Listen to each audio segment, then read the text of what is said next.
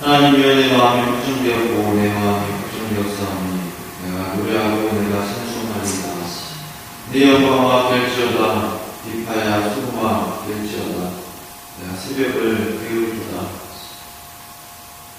하나님 아버지, 인생의 최악의 상황 속에서도 새벽을 깨워 하나님을 찬양하기노라고 결단했던 다윗의 고백처럼 우리가 이 새벽에도 하나님 앞에 나와서 하나님의 이름을 찬양하고 기도하기를 원합니다.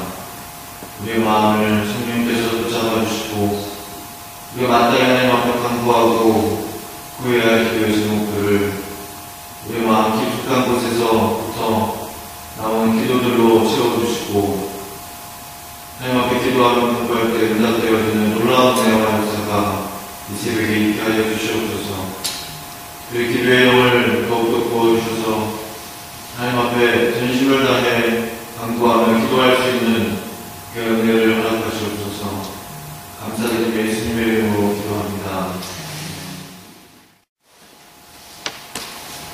경도 시편에 대해서 어떻게 생각하고 계셨습니까? 다시 대부분 지금 신앙 시대의 모험이라고 생각하시는 분들이 대부분일 것입니다. 네, 그렇습니다. 시편은 총 150편 중에 74편이 다윗에 의해서 쓰여졌습니다. 나머지 시들은 아삽과 여르름이라는 다윗 시대에 세워받았던 성전 음악가들이 쓴 시들이고요. 또한 14편 정도는 작자 쓰는 사람이 알 수 없는 미상인 그런 시들이 나머지 시들입니다. 이 새벽 기도 시간에 시편을 제가 묵상하는 중에 있습니다. 시편을 어떠한 성경으로 정의할 수 있을까라는 생각을 스스로 해보게 되었습니다. 가장 먼저 제 마음 가운데 떠오른 문장은 바로 시편은 눈물의 책이다 였습니다. 다윗의 신앙 시들을 보면 그가 시를 쓰면서 얼마나 많은 눈물들을 흘렸을까라는 생각을 하게 됩니다. 그런 구구절절 하나님 나의 기도를 들어주십시오. 나의 간구를 들으시옵소서. 나를 치료하는 원수가 사방에 진치었습니다.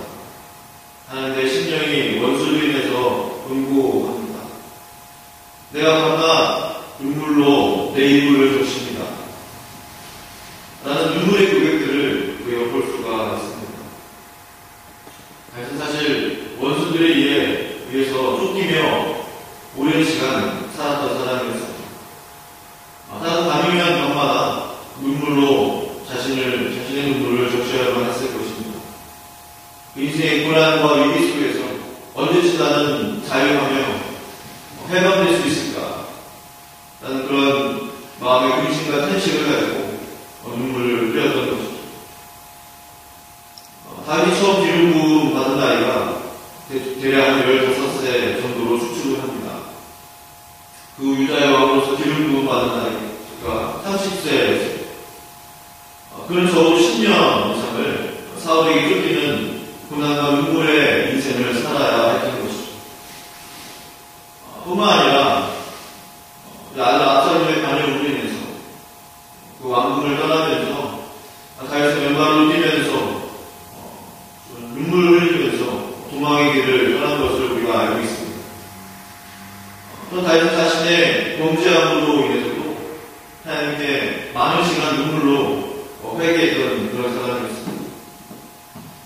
그런 눈물의 인생들을 다윗이 살면서 자신의 마음을 시로 적었던 것이죠. 우리는 그것을 시편을 통해서 접할 수가 있는 것입니다. 그는 분명히 시편을 쓰면서 정말 많은 눈물들을 흘려야 했을 것입니다. 그 신앙의 일기를 그 생애 가운데 쓰면서 눈물로서 그 일기를 써 내려갔던 것이죠. 또 시편은 기도의 세계라는 생각을 하게 되었습니다. 오늘 부분에서도 다윗은 기도를 합니다. 내 의의 하나님이여 내가 부를 때에 응답하소서. 내게 은혜를 베푸사 나의 기도를 들으소서.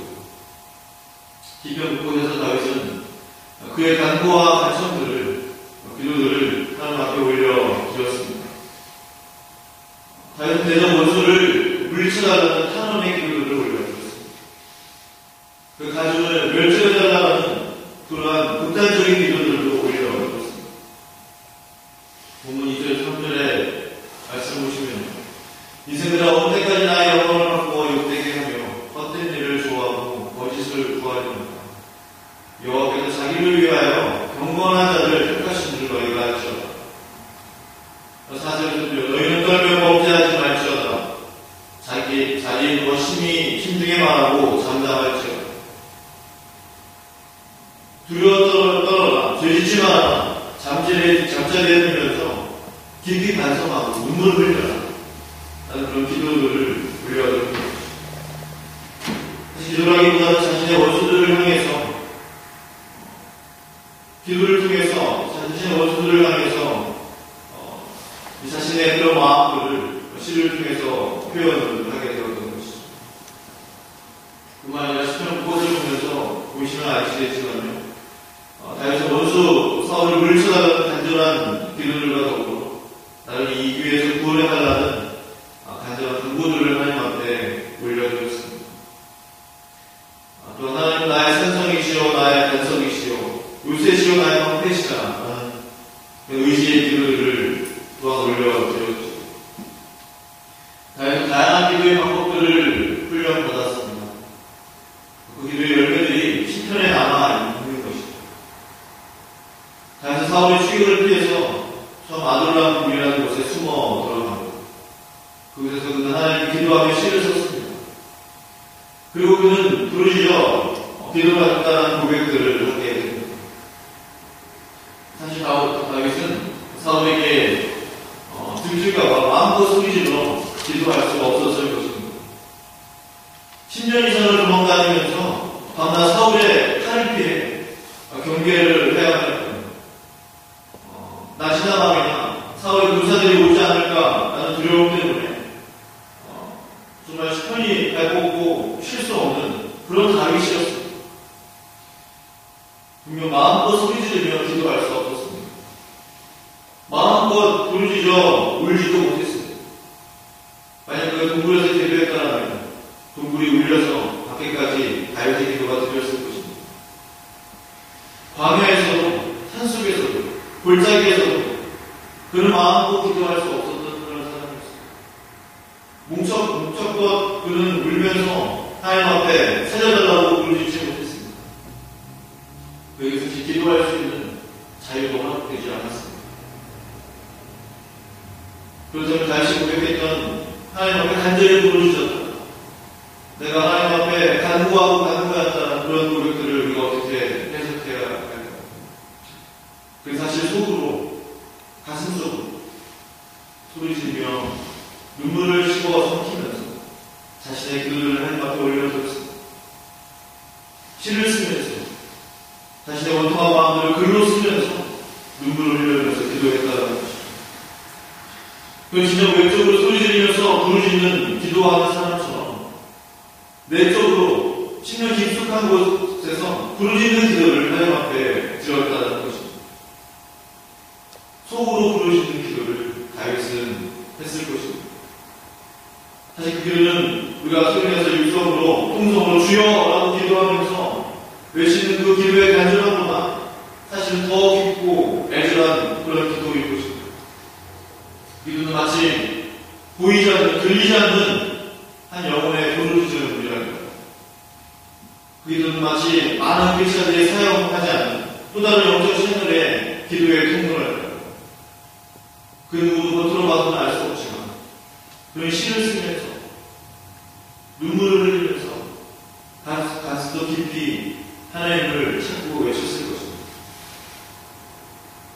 그러기에 다윗은 진정 속으로 부르짖는 기도를 했던 그런 기도의 훈련을 받았던 그런 사람이었을 것입니다. 또한 시편은 찬양의 책입니다. 그 유다의 왕이 됐을 때 대규모의 성가들을 조직하고 오케스트라를 만들었습니다. 그 38의 온 이스라엘을 통일한 왕이 되었을 때에도 하나님을 찬양하고 예배하는 왕으로서 직접 예배를 인도하는 그런 사람이었습니다. 본인 예배에 부른 찬양의 시들이 시편 곳곳에 기록되어 있죠. 그러나 다윗의 진정한 찬양의 시는 바로 그 광야 학교에 있을 때 올려드렸던, 그 골짜기에서 있을 때 올려드렸던, 그 동굴 속에서 있을 때 올려드렸던 그런 찬양의 시들이었습니다. 한 예로 다윗은 사울을 피해 아둘람이라는 곳으로 들어갑니다. 그곳에는 세상에서 소외된 자들, 빚진 자들, 도망자들, 죄인들이 이미 한 자리를 차지하고 있었습니다. 그때의 분위기가 상상이 되실지 모르겠습니다. 왕궁에서 화려한 사람들만 보다가 하루아침에 다윗은 가난하고 소외된 그 상처 입은 사람들을 만나게 되었던 것이죠. 주변의 다윗은 자신의 생명을 지키려고 굴로 숨어 들어갔는데 자신과 같이 도망자들이 주변에 400명이나 더 있었던 것입니다. 사무엘상 22장 1절 2절 말씀은요, 다음과 같이 말씀합니다.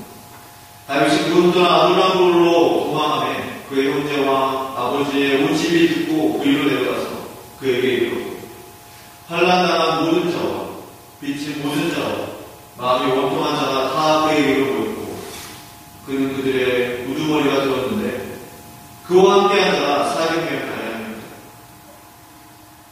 낯설고 어둡고 험하고 습기찬 동굴 속이라는 환경을 다윗이 가지고 있었습니다. 제대로 먹지도 못하고 마시지도 못해서 오는 육체의 공부함과 피곤함이 다윗에게 있었습니다. 400명이나 되는 도망자들의 탄식과 눈물들의 만남을 다윗은 경험해야만 했습니다. 또한 다윗 본인도 역시 도망자라는 그 현실을 다윗은 절대 무시할 수 없었던 것이죠. 정말 인생의 최악의 조건이라고 말해도 과언이 아닌 그때 다윗은 사실 가장 아름다운 찬양의 시를 하나님 앞에 올려드립니다. 그리고 그 동굴 속에서 이렇게 고백하죠. 하나님이여, 내가 내게 은혜를 베푸소서, 내게 은혜를 베푸소서. 내 영혼이 주께로 편하게 주의 날개에 그늘 아래에서 이 재앙이 지나가기까지 피하랍니다.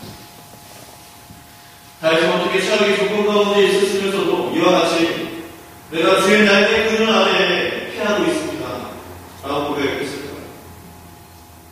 주의 날개에 그늘은 영원한 안전을 보장합니다. 주의 날개에 그늘은 참되는 쉼과 안식을 상징합니다. 주의 날개에 그늘은 영원한 그런 안식과 평안함과 쉼을 가져다 줍니다. 다윗은 최악의 인생의 상황 속에 있으면서도 그렇게 하나님 앞에 찬양하며 고백했던 것이죠. 시편은 이런 찬양의 시기입니다. 찬양할 수 없는 순간에 찬양의 시를 올려드리기 때문에 시편은 참으로 귀중한 찬양의 성격인 것이죠. 내 마음이 걱정되었고 내 마음이 걱정되었사오니 내가 노래하고 내가 찬송하니 내 영광하게 할지어다. 비파야 순마하게 할지어다. 내가 새벽을 깨우고 그리고 아둘람굴에서 이와 같이 노래하면서 찬양한다는 사실입니다. 화려한 왕궁에서 그 대규모 성가대에서 비파야 순마 깨우쳐하자 내가 새벽을 깨우리로다 라고 고백한 것이 아니었습니다. 최악의 조건 속에 있었음에도 불구하고 다윗은 내가 주의 날개 그늘 아래서 편히 쉬고 있다 라는 고백을 하면서 내가 새벽을 깨워 하나님을 찬양할 것이다. 내가 새벽을 깨워 하나님 앞에 기도할 것이다. 내가 새벽을 깨워 눈물의 시를 쓸 것이다 라는 고백을 다윗은 한 것입니다. 시편은 기도의 시입니다. 또 시편은 눈물의 시입니다. 또 시편은 찬양의 시입니다. 그렇다면 성도님들의 시편은 어떠한 시입니까? 성도님들이 가지고 계신 영적인 시들은 무엇이 있습니까? 우리가 이 시편을 묵상하면서 나만의 시편을 써 나가시길 주의 이름으로부터 신앙의 일기를 쓰면서 큐티를 하시면서 또 묵상을 하시면서 기도하시면서 하나님 앞에 나만의 시편을 써가시기를 부탁드립니다.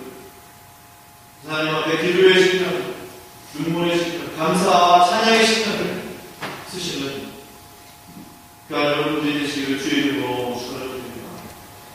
기도하시겠습니다.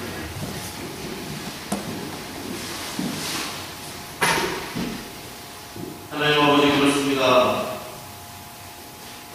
하나님 앞에 우리가 시편을 묵상하면서 시편에 담겨져 있는 하나님의 놀라운 은혜를 깨닫고 발견하기를 원합니다. 다윗이 쓴 많은 시들을 통해서 기쁜 영성을 우리가 배우기를 원합니다. 그 어떻게 기도했는지, 그 어떻게 찬양했는지, 그 어떻게 위기 속에서 어떻게 눈물을 흘리며 사시는 고백들을 시로 담았는지를 우리가 보기를 원합니다. 성령께서 새벽을 축복하여 주셔서 말씀의 깊은 은혜들을 허락하여 주시옵소서. 우리 인생을 살면서 위기 가운데 있습니다. 때로는 환난과 핍박이 있을 수가 있습니다. 여러 가지 기도의 제목들이 있을 수 있습니다. 그럴 때마다 하나님 앞에 하나님의 기도의 시들을 쌓아 내려가기를 원합니다. 우리 싶은 날 우리 믿음의 후대에 교회 신앙의 모범이 되는 고백들이 되기를 원합니다. 이 새벽에 하나님 앞에 기도하고 기도할 때 다윗이 썼던 그 시편을 썼던 그 다윗의 마음을, 그 영성을